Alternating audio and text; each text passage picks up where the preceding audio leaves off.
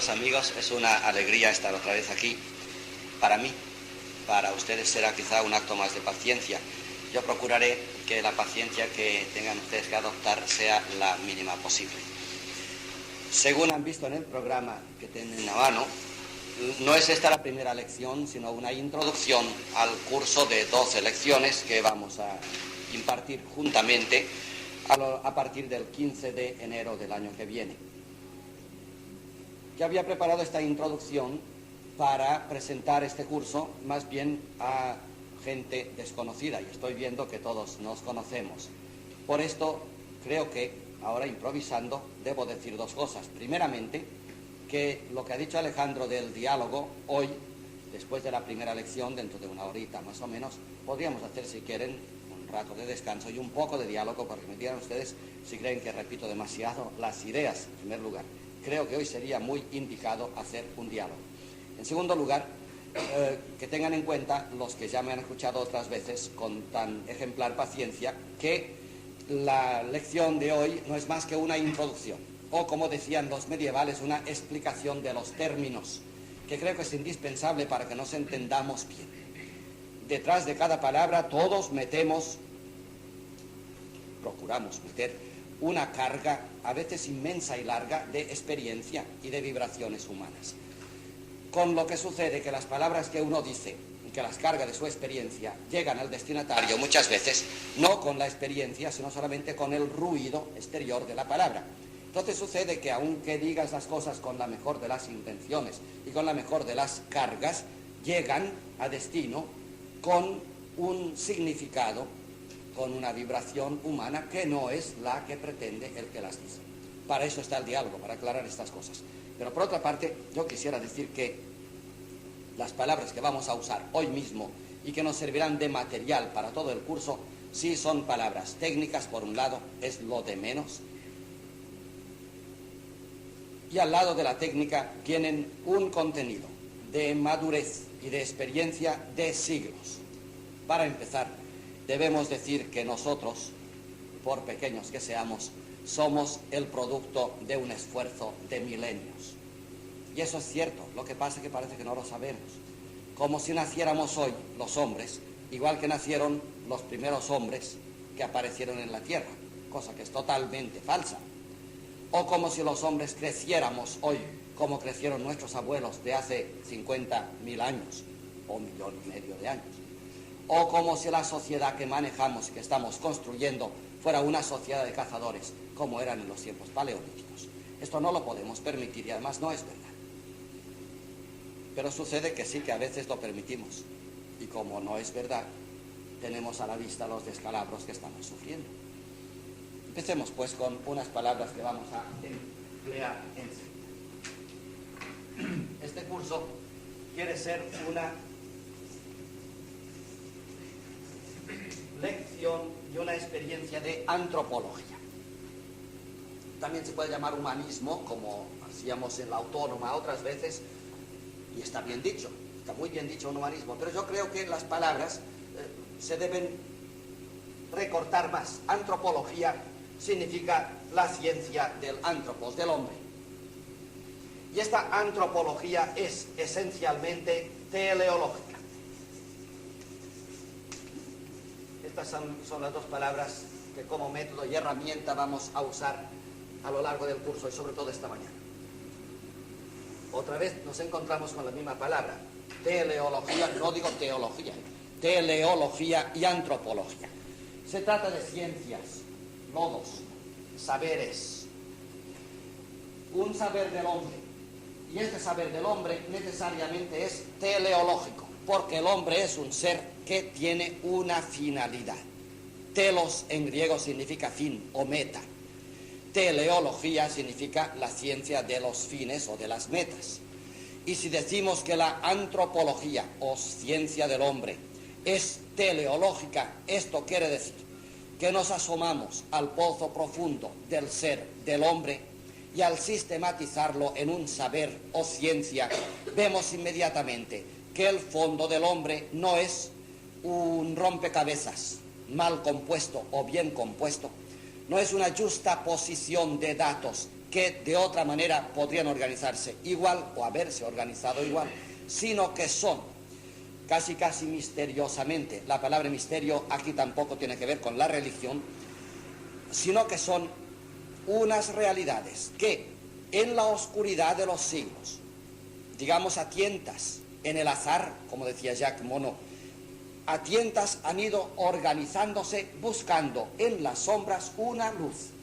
Por tanto, hay un fin, aunque no se sepa, y este fin es el telos.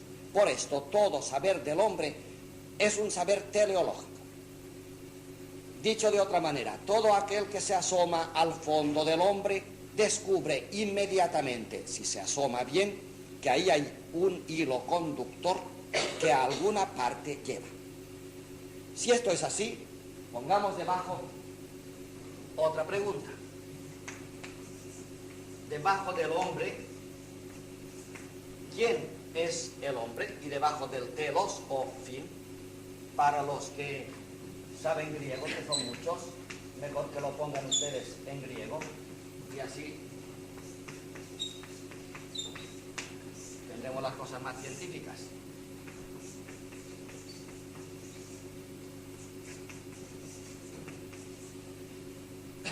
Y debajo de la teleología,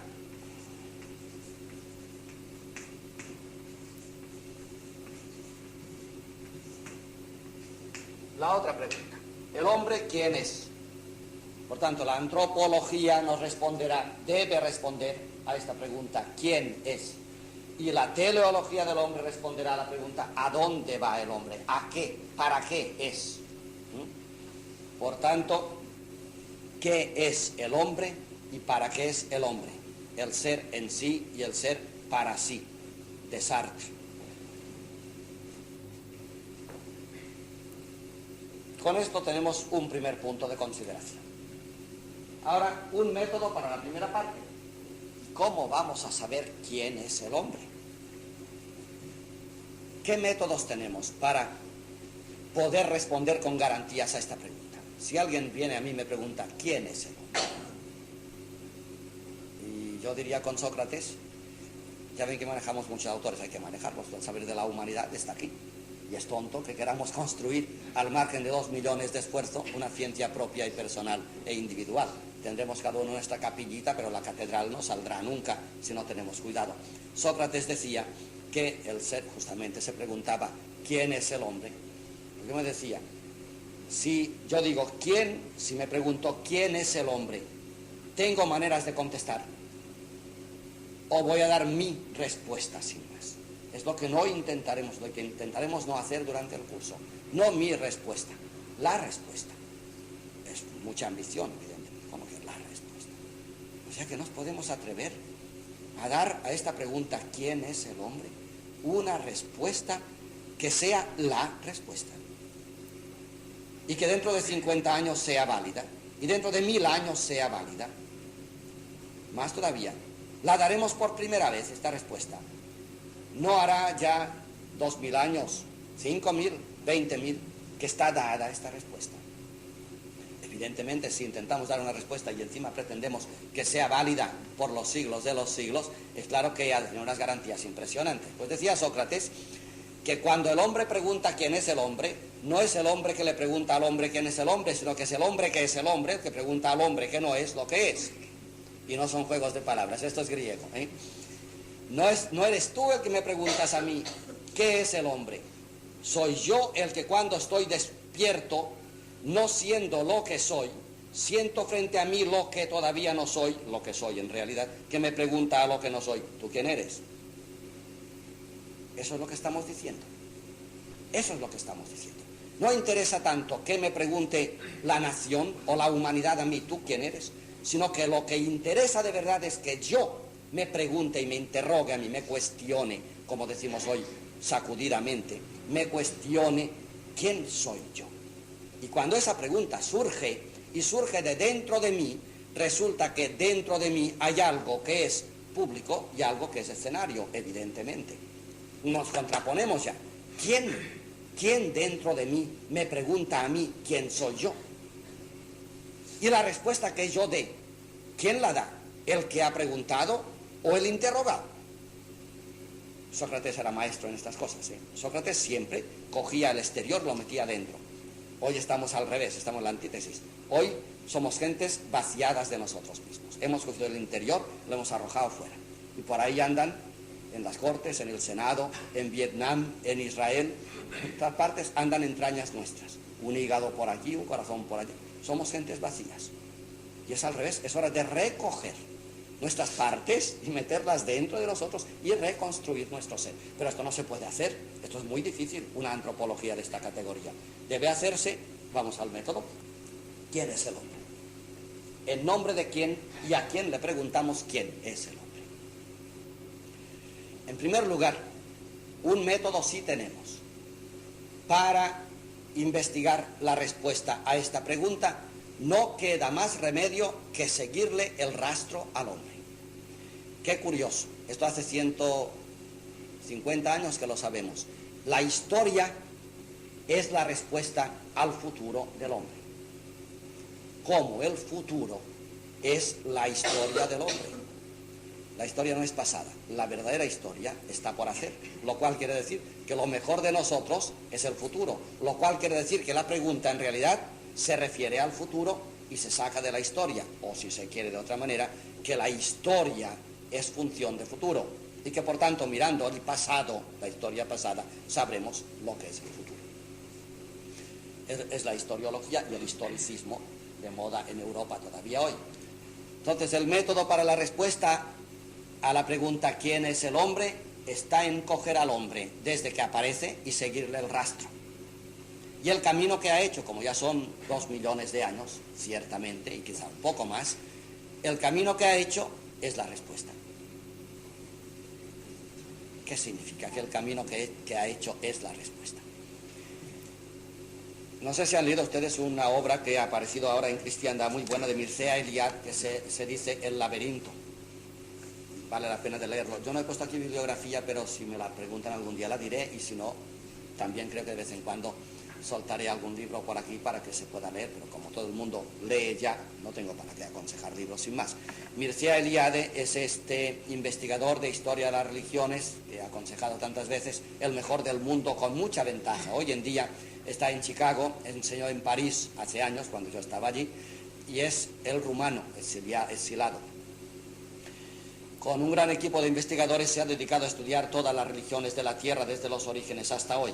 Y el mito del laberinto, que existe en todas las religiones, recuerden el de Creta, por ejemplo, le ha preocupado siempre desde hace años. Y al final ha sacado el libro, que ahora se ha traducido al español, El mito del laberinto. El laberinto, los que han estado en Chartres conocen un caso típico. En la catedral de Chartres, en el suelo, hay el famoso laberinto, que Mircea Eliade justamente explicaba ya hace ahora 20 años, y de una forma muy original. El laberinto, cuando tú lo ves, bueno, en primer lugar, hemos de admitir una cosa: hay mucha gente que va a Chartres y no se ha enterado que hay un laberinto en Chartres. Típico del hombre. Típico del hombre. Uno puede estar en Madrid y ahora mismo aquí dentro se están viviendo infinidad de cosas, en el país y en la capital, infinidad de cosas. Y hay gente que va por ellas como las ratas, igual, ni se enteran de que hay problema. Es una forma de no ser humano, claro está. Bien, gente que va a Chartres y no sabe que hay un laberinto en el suelo, pero magníficamente hecho, de piedra además, y hecho, fíjense, en el 1100, en el siglo XII. Segundo, los que ven el laberinto, los que saben que hay un laberinto, van allí y lo miran. Hay un laberinto. Bueno, cosas de la Edad Media, y también pasan de largo. También lo mismo que está pasando hoy en día, que estamos en un laberinto. En Madrid se mata a la gente. Bueno, cosas de Madrid. Y siguen. Otra forma de no ser humano. Otros llegan a Chartres y dicen, yo voy a ver el laberinto y a ver qué es este laberinto. Y se entretienen en el laberinto y se lo estudian y se lo miran, y al final no salen de él. No salen, se puede salir muy bien, es como el suelo de ahora, ¿no? Pues te metes a recorrerlo. No sales. Tercera forma de ver la vida. Esto es un follón, esto lo decimos mucho hoy en día, ¿no? Aquí no hay quien se entienda. Esto es el desastre del siglo. Y nos perdemos, y nos quedamos perdidos en el laberinto. Aquí estamos. Tercera forma de no ser humanos. Hasta que va el guapo ve el laberinto, se mete dentro de él y se pone a rodar por el laberinto y a caminar, y después de trucos o años acierta con el secreto del laberinto y sale. Ha dominado el laberinto. Esta es la única forma de ser. Si ustedes leen el laberinto de Mircea Eliade, verán que el laberinto humano que el hombre empezó a construir con su inicial conciencia hace 2 millones de años, es un laberinto que se puede seguir muy bien.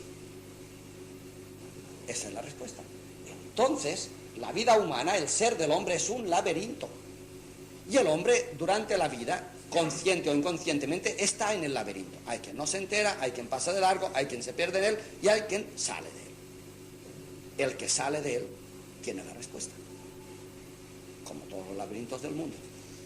¿Cuál es, pues, la respuesta? Si el laberinto existe y si en el laberinto nos podemos perder, y si puede parecer incluso irracional el laberinto, el que conoce el secreto del laberinto, ¿qué conoce? ¿Qué secreto conoce? ¿Cuál es el secreto del hombre? Bueno, este laberinto es, tú pones una rata en un laberinto y empieza a caminar y a tantear, y camino que no pasa, vuelve atrás hasta que encuentra la salida.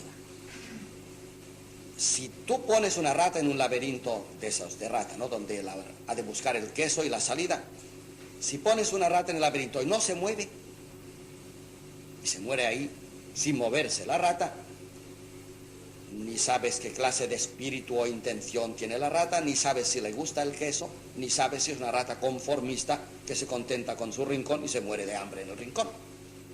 En cambio, si la rata se pone en marcha y va recorriendo y empuja y no pasa y vuelve atrás, y emprende otro camino y tampoco pasa y vuelve atrás, y así tú le vas siguiendo el rastro, hasta que al final la rata coge el queso y se lo come, estás diciendo, fíjate, estas idas y venidas y vueltas y revueltas son 3 kilómetros sin sentido. No sin sentido, no, porque la rata al final ha dado con el queso, lo ha comido exactamente. De 2 kilómetros de recorrido perdido muchas veces, buscaba un queso. Entonces el camino que ha recorrido la rata nos dice cuál es el telos de la rata. Si yo no sé que hay un queso al final del laberinto, y no sé tampoco exactamente lo que es un laberinto, y veo la rata que por ahí se mueve, y digo, una rata tonta, se mueve, va, viene, vuelve atrás, empuja, se para, una rata tonta. Pero si la sigo bien el rastro, al final digo, no, aquí lo que pasa es que la rata olía un queso, y como son infinidad de callejones que no pasan, después de 2 días de esfuerzo y de tantear y perder, al final ha dado con el callejón bueno y ha comido el queso. Desde el primer momento en que se movió la rata, en movimientos que parecen tontos porque van y vienen y no pasan, la rata buscaba un queso que había olido o del cual tenía hambre. Entonces el camino recorrido por la rata me enseña qué es lo que pretende la rata. Así pues, el camino recorrido del hombre desde 2 millones de años hasta hoy me dice qué es lo que pretende el hombre.